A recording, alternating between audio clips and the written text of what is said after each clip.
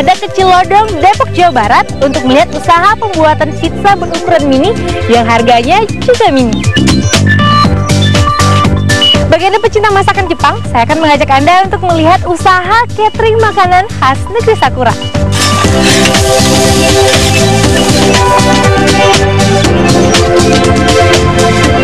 Terakhir kita akan ke WCN Majalengka, Jawa Barat untuk melihat budidaya jambu getas merah.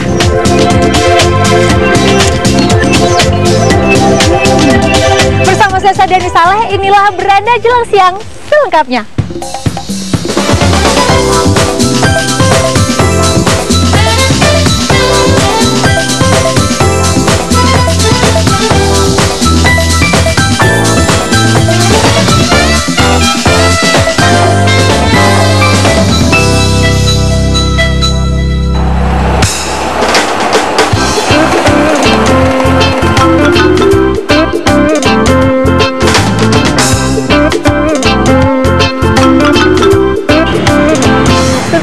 Sudah familiar dengan sajian pizza, adonan roti yang diberi berbagai macam topping yang lezat yang dapat dinikmati di restoran khas Itali. Nah, ternyata tersedia pizza yang berukuran mini yang bisa Anda nikmati dan beli di berbagai kios-kios dan kantin-kantin sederhana. Nah, kali ini saya akan mengajak Anda untuk melihat usaha dan proses pembuatannya di Cilodong, Depok, Jawa Barat.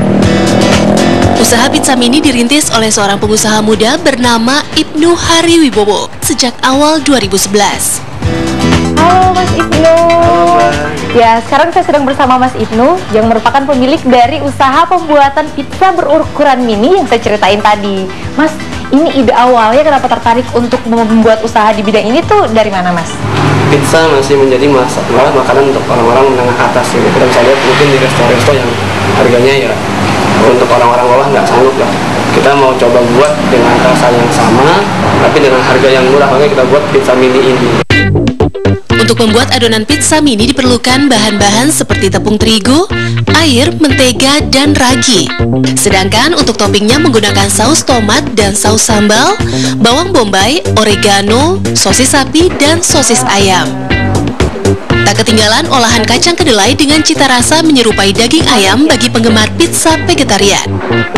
Walaupun ukurannya mini, Ibnu selalu menjaga kualitas pizzanya dengan menggunakan bahan-bahan pilihan. Untuk mengolah pizza, Ibnu menggunakan dua jenis ragi yang berbeda. Pembuatan roti sendiri kita menggunakan dua jenis ragi. Dua jenis ragi? Itu kenapa tuh? Buat apa? Kan yang satu ini kan untuk langsung makan. Untuk langsung makan berarti kita gunakan ragi instan yang langsung digunakan, jadi nggak perlu penyimpanan. Tapi kalau untuk lagi kita produksi frozen. Oh, yang untuk frozennya ada ragi khusus. Ragi khusus. Ibnu juga menghindari penggunaan pengawet sehingga pizza buatannya lebih aman dan sehat dikonsumsi. Selama proses produksi, Ibnu pun sangat menjaga kebersihan dan higienitas.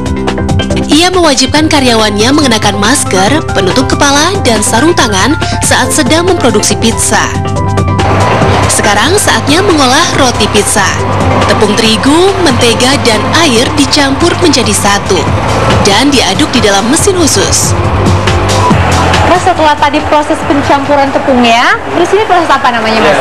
Ini yang karena sistem pembuatan yang diadopsi adalah metode dari Australia. Metode dari Australia? Tentang brick roll development. Dengan sistem brick roll development, roti yang disarankan itu lebih lembut, kemudian lebih rapat teksturnya, dan ketika dimakan itu ada efek lumer, jadi di lidah itu nggak berat. Setelah selesai di-roll, adonan roti pizza dibuat lebih kalis dan dibentuk menjadi bulatan. Lalu didiamkan selama 10 menit untuk proses fermentasi. Setelah fermentasi, adonan dicetak ke dalam loyang berbentuk persegi panjang.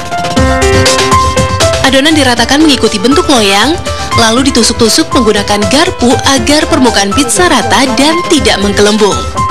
Setelah itu, adonan dipanggang di dalam oven selama 10-15 menit. Setelah adonan roti setengah matang, roti bisa diangkat dan ditambahkan topping.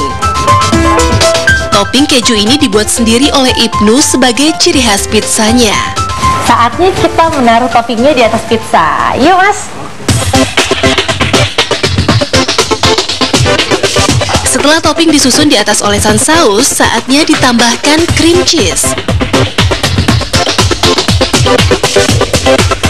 Adonan pizza kemudian dipanggang hingga matang. Selain memproduksi pizza siap saji, Ibnu juga menyediakan pizza mini frozen. Setelah selesai dipanggang, pizza yang masih panas dipotong berbentuk persegi 4 dengan ukuran 7 x 7 cm. Pizza yang telah dipotong kecil lalu dimasukkan ke dalam kemasan plastik dan siap dijual. Pizzanya udah mateng, sekarang saatnya nyobain rasanya. Rosinya lembut banget. Terus kalau misalnya biasa kita makan pizza kan kejunya tuh asin. Nah ini kejunya lebih manis dan lebih lembut karena udah diolah dalam bentuk krim. Dari usaha sederhana ini, per bulan Ibnu bisa meraih omset ratusan juta rupiah. Omset kita sendiri dengan kapasitas per hari produksi 500 box itu kita bisa mencapai 300 sampai 350 juta sebulan. Seperti itu. Untuk keuntungan bersihnya sendiri? Keuntungan sendirinya fluktuatif tergantung harga bahan itu bisa 30 sampai 40% dari total omset kita.